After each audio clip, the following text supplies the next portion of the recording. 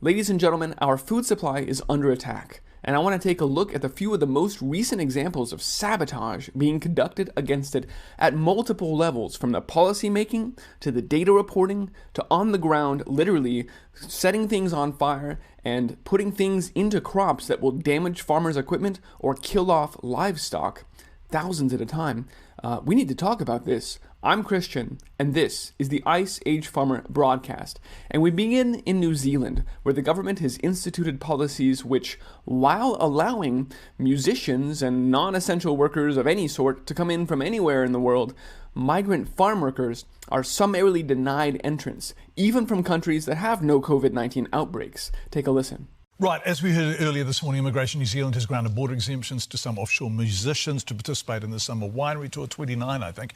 And as all rugby fans are well aware, immigration accommodations have been made for the Australian rugby team, plus the English netball team and the West Indies and Pakistan cricket teams, and the America's Cup teams.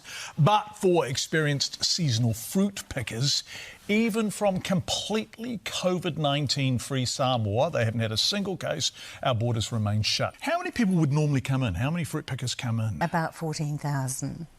14,000? Yes. Yeah.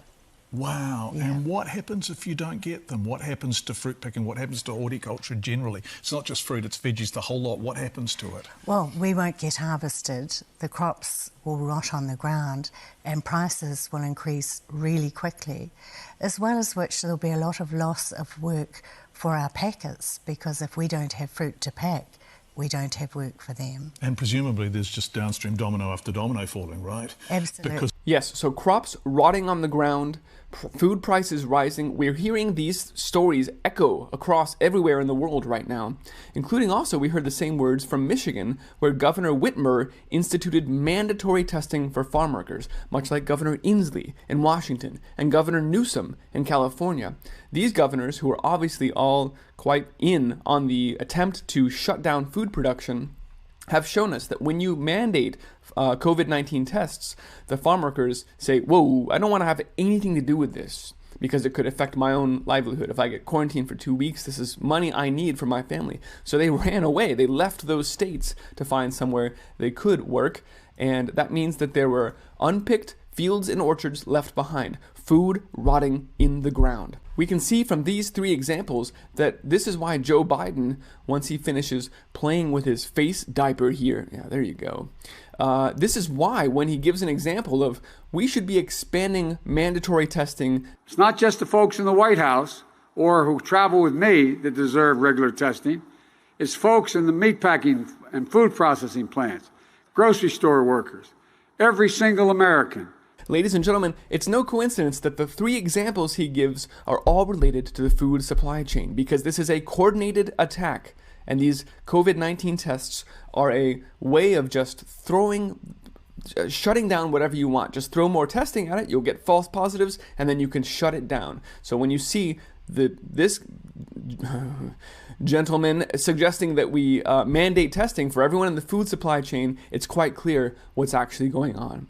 Now let's look at the fact that the USDA has been going back to last year's numbers and retroactively bumping down the numbers. So we heard last year on this channel, the Ice Age Farmer channel, a top 1% producer come on and say, look, there's a force at work who's trying to give the impression that everything is okay here. In other words, the USDA is lying about the crop production numbers. It's much worse than they're letting on. Well, that has been vindicated this year as the USDA goes back to last year's numbers now that no one's paying attention to them, and bumps them down. So if they had given out this number initially, people would have freaked out and the market would have adjusted, and the market really defines people's perceptions. I get so many messages from people that say, Christian, you're talking about food supply issues, but the market doesn't seem to reflect that, so it's clearly not happening, right? So this is perception management. The USDA lies when it happens, and then now they go back and they massage those numbers. And this is causing many experts to say, yeah, they're ruining their credibility here. And some people have given up. It's a complete joke at this point. So this is an example of changing the data to manage perceptions, to manage the market prices, and that controls reality. But the bottom line is nobody governs truth, and those crops are not there, and our food supply is at risk. Now let's take a look at this report out of Amsterdam, which a gentleman sent me. Here's the translation: agricultural terror. Iron bolts hung in the cornfield. And we read from the article, a remarkable form of vandalism in Clarenbeek, iron bolts are suddenly attached to the corn, causing major problems when harvesting the crop. 2 machines have already been damaged to the tune of thousands of euros. Quote, they want to take out the farmer. And while it actually turns out that it's the contractor that owns those combines that are having to take the repair bills, not the farmer, the intent here remains clear that this is an attack on the farmers. But I got even more insight into what was going on when the next day this story appeared out of Michigan. 1,000 acres of corn in Bay County sabotaged in order to kill cows, according to police. Quote, police are investigating an odd case of vandalism to a Bay County farmer's crops, one which would potentially have harmed thousands of cows if not detected in time. The sheriff described this operation as a, quote, willful, specific intent to harm livestock. The perpetrators took pieces of aluminum and scrap metal, seen here, and affixed them to, using zip ties, to stalks of corn. All in all, 3 of the farmers' fields had been targeted, totaling thousands of acres of corn, which have now been thrown away. Quote, the corn got put through a silage chopper and was ground into fine pieces in order to feed to the cattle. But the metal pieces were in there as well, and so all of these metal shavings, quote, were intended to cause internal damage to the cows that ate it.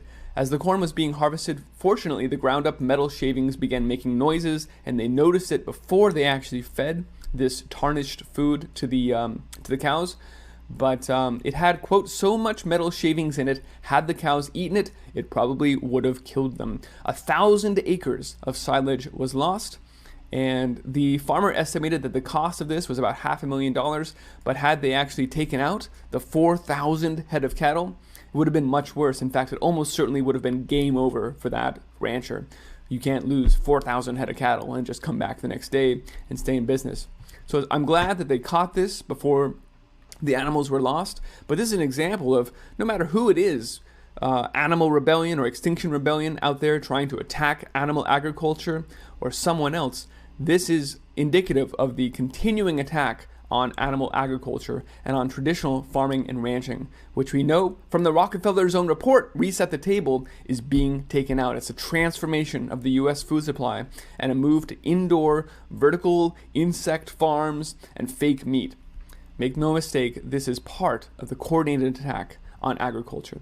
I also wanted to look at this latest fire. We've seen fires at sugar refineries in Louisiana, grain silos in Iowa, warehouses in the UK. Somehow infrastructure across the food supply chain is just burning down, just suddenly catching fire and immolating. And this, a huge grain silo in Maringo, Saskatchewan, burned down.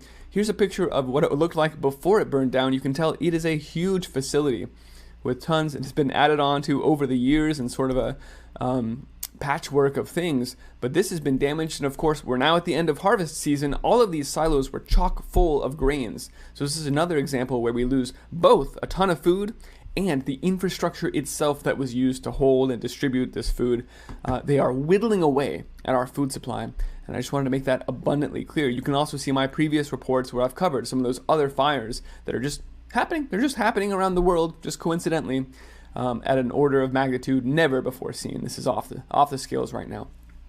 So you can see, ladies and gentlemen, that at all levels, from the governance to the data reporting to literally on the ground conducting sabotage and poisoning animals, food supply is under attack, and it is incumbent upon all of us right now to spread the word about the agendas that are at play and to start growing our own food. You can find this report and all my reports on iceagefarmer.com. And if you value the information that I'm bringing, you can also support this broadcast. Visit iceagefarmer.com/support to see a few different ways of doing so. And I genuinely appreciate your support. But mostly I thank you for spreading the word about what's going on, because it's going to take all of us growing our own food and spreading the word to overcome this war that is being waged. And if you have examples of bad policies or food going to waste or empty shelves, I'd love to hear from you. You can send me a note at iceagefarmer@protonmail.com. For now, let's go build great things, grow abundant food, raise awesome animals, and have a good time doing it. Thanks for watching, folks, and be well.